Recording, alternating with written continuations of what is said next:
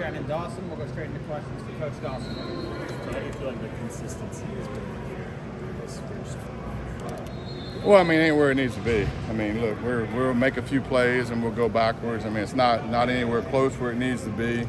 Our communication from play to play, the urgency that we need. I mean, we need to obviously be way more consistent than what we're doing. Doing some good things, but it's too up and down. We gotta clean up the stuff that kills drives. And so, but fourth practice too, right? Anything specific you attribute that to, whether it's just Fourth practice. Fourth practice. And a lot of older players in terms of projecting who might be Or starting. fifth, whatever one it is. Go ahead. The older players, do you see a difference in their approach to practice? Oh, Do you yeah. think you can push those guys? No, yeah, no doubt. I mean, there's a difference between people that's been here a while and people that haven't. And so those guys are mature, they push through, and practice is tough, it's meant to be tough. Defense is, going against our defense. I love it. You see everything. We're really good up front. Our O-line is doing a heck of a job. That's very competitive every day. It's awesome to watch. But yeah, those older guys, man, they come to work every day, which is awesome. And we just need to teach people our culture here and how we practice, and they'll come along. Speaking of guys that haven't been here that long, just how has Sam Brown done the first couple, practices, and how much do you think maybe having played for you in the past has helped him adjust? Some, but I mean, there's some things we're doing here that are different too. So I mean, there's a learning curve for him as well, and he's no different than everybody else. I mean, his effort's good, makes plays here and there. Everybody needs to be much more consistent, but that group's competing, and so we have a lot of guys that are competing, and that competition in that group has elevated, which is a great thing. And so those guys are fighting because you're fighting for reps right now, and that's awesome. Has the pecking order developed a quarterback yet?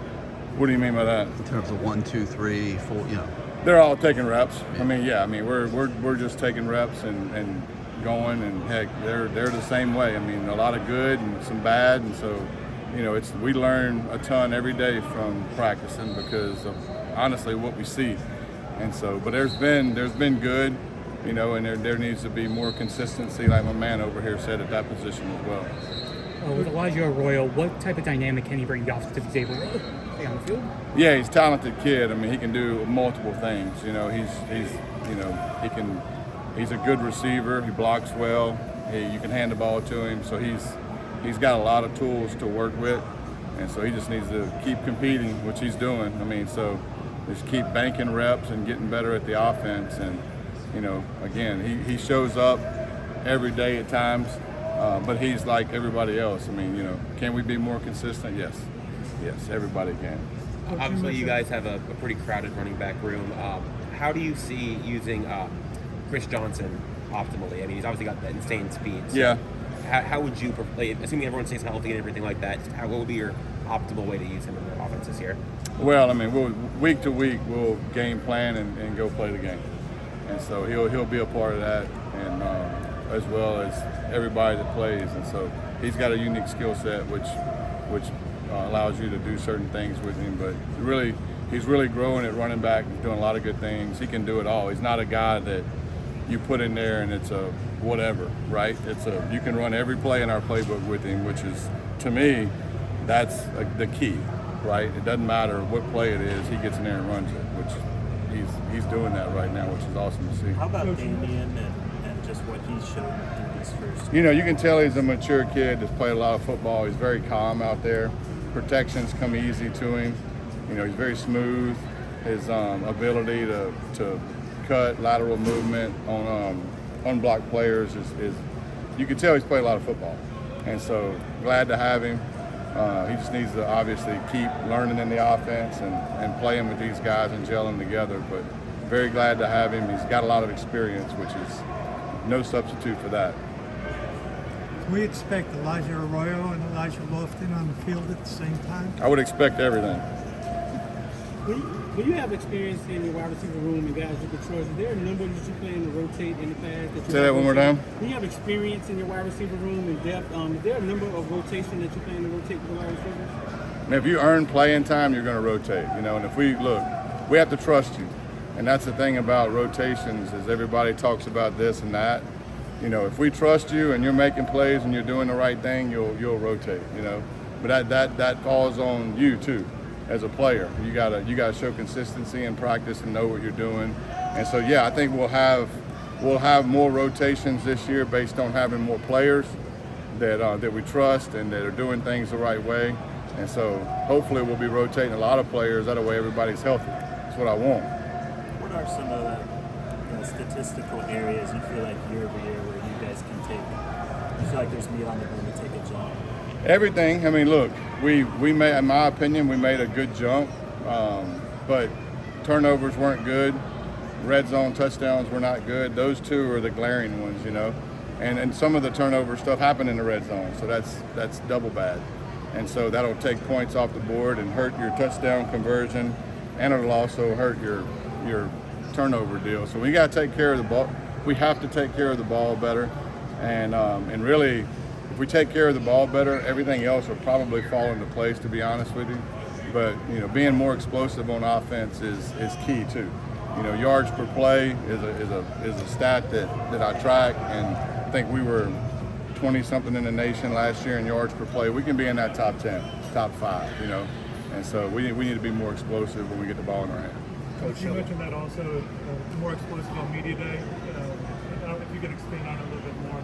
Passing, where do you envision that happening? All over. Just when the ball hits your hands, get more yards. You know what I mean? Does that make sense? Yeah, but you guys were third in 20-plus yard catches last year in the ACC. That's good. But be first. Is it the 20s, the 30s? Where do you kind of see? Oh, I don't statistically like that. I don't look at it as far as hey, we have to have more 30-yard gains or 20-yard gains. I look at it simply as hey, we got to make more plays down the field. That deal with the 20, 30s, and 40s.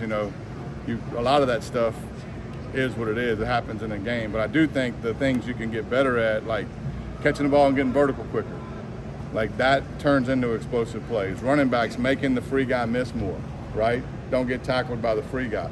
And so I think last year we were pretty high.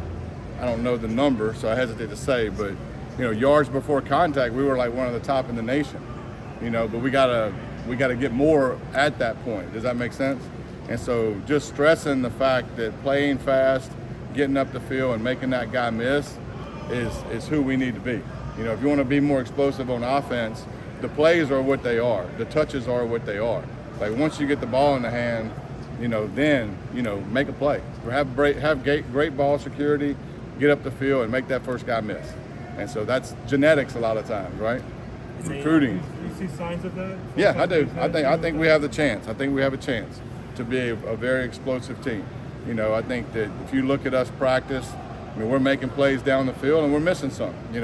It's not, that deal goes back and forth. That pendulum flies back and forth. Defense, we see every coverage known to man, and throwing the football versus those guys is challenging at times because of what they do. And so going against our defense is awesome. And I can't stress that enough because it teaches and programs a quarterback to be in the pocket and to see things very clearly. You got to be precise. And so we're lucky to go against those guys every day, to be honest with you, because it's challenging for the quarterback, but you grow every day. You grow every single day. It seemed like Horton took a step in the spring. Has he maintained that momentum? Who's that? Isaiah Horton. Yeah, he's playing. Yeah, he's competing, man. He sees the light, and he has that. He can make plays down the field. He's a big physical guy. He's strong. He's urgent. He's really come a long way. I'm proud of him. But again, keep coming, right? Keep stressing.